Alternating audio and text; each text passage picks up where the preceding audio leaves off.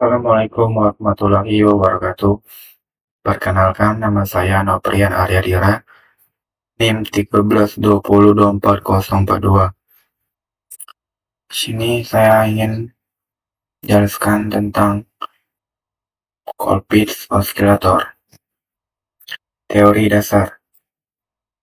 Oscillator adalah pembangkit sinyal sederhana yang mengubah sumber tegangan DC ke dalam sebuah sinyal output AC secara terus-menerus tanpa banyak sinyal masukan.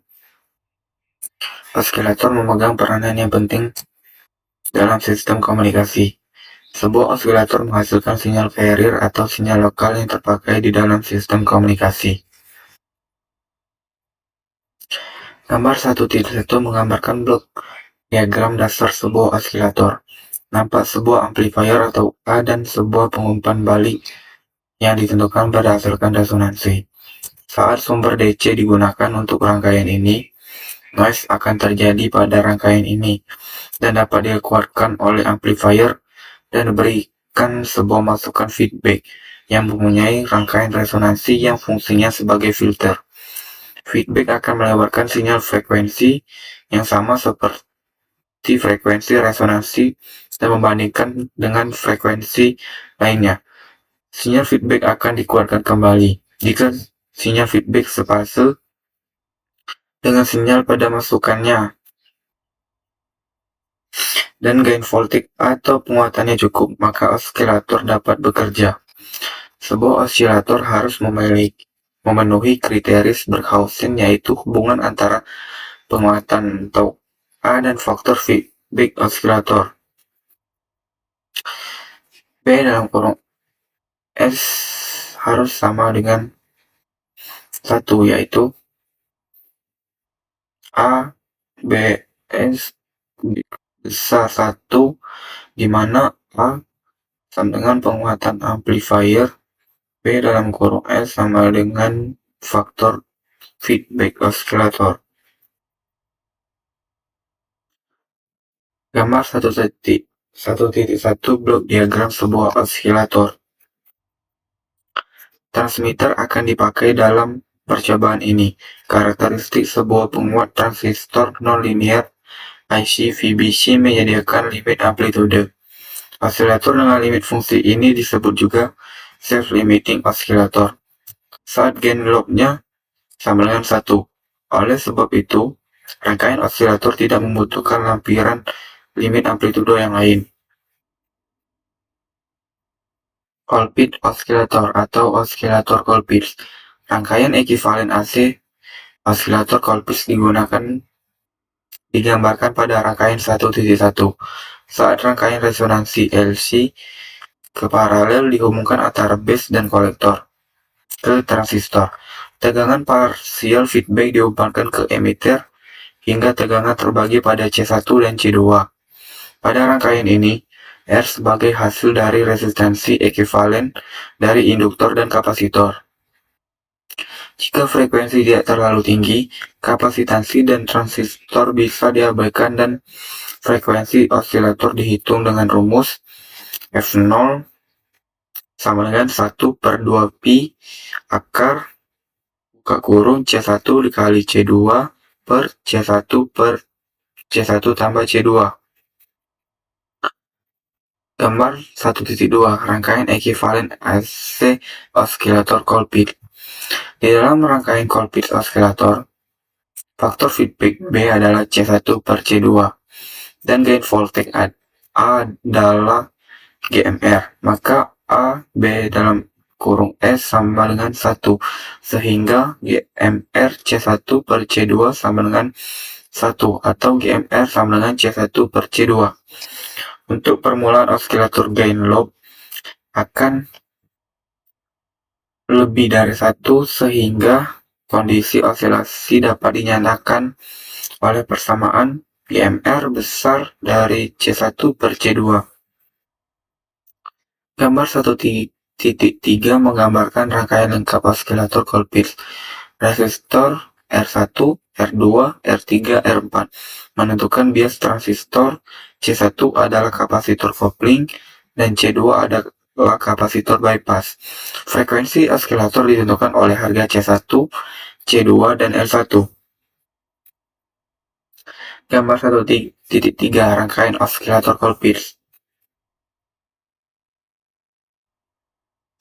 Peralatan yang digunakan: modul KL9200 1 buah, modul KL9300 1 buah, osiloskop Tektronix 220, jumper secukupnya, probe 1 pasang.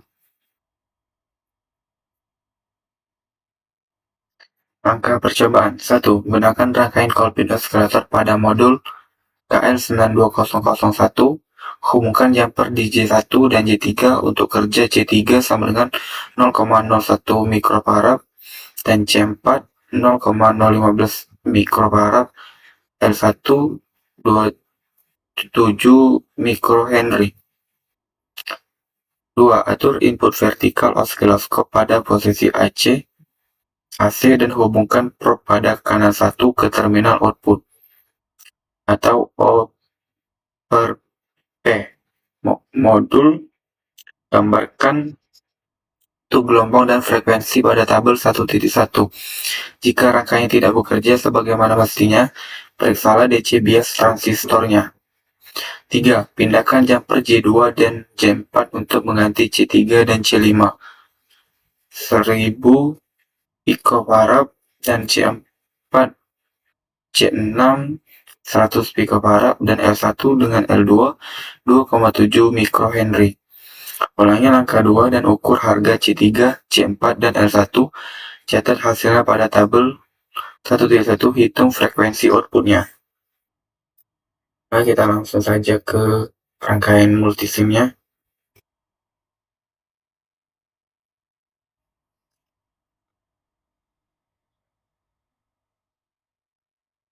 Di sini menggunakan DC power 12 volt, R1 15 k ohm, C1 10 nanofarad, R2 4,7 k ohm, R3 680 ohm, R4 1 k ohm, C2 100 nanofarad, C3 1000 picofarad, C4 15 nanofarad, R1 2,7 mikrohenry.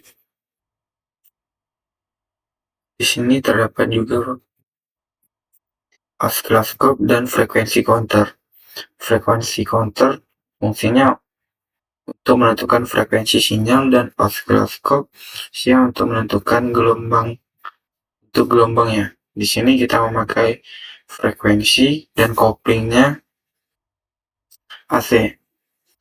Nah, di sini untuk mencari tinggi gelombang dan panjang gelombangnya dari time per diff sama volt per diff.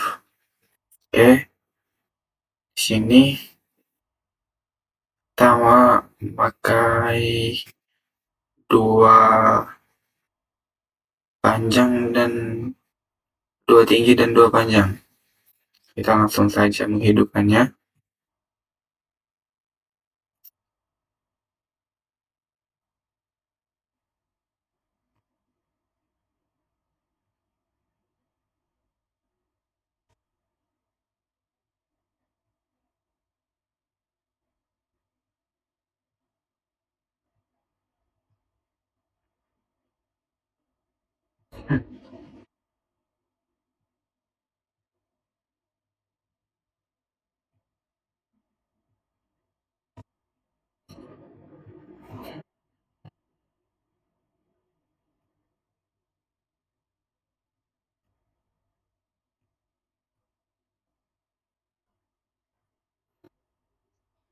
Ya, untuk mengetahui tinggi dan panjangnya, mengetahui tingginya dari satu naikan, satu turunan. Kalau untuk mengetahui panjang gelombang, satu gunung, satu lembah. Jadi di sini tingginya 2, panjangnya 2. Oke, sekian dari saya akhiri. Wassalamualaikum warahmatullahi wabarakatuh.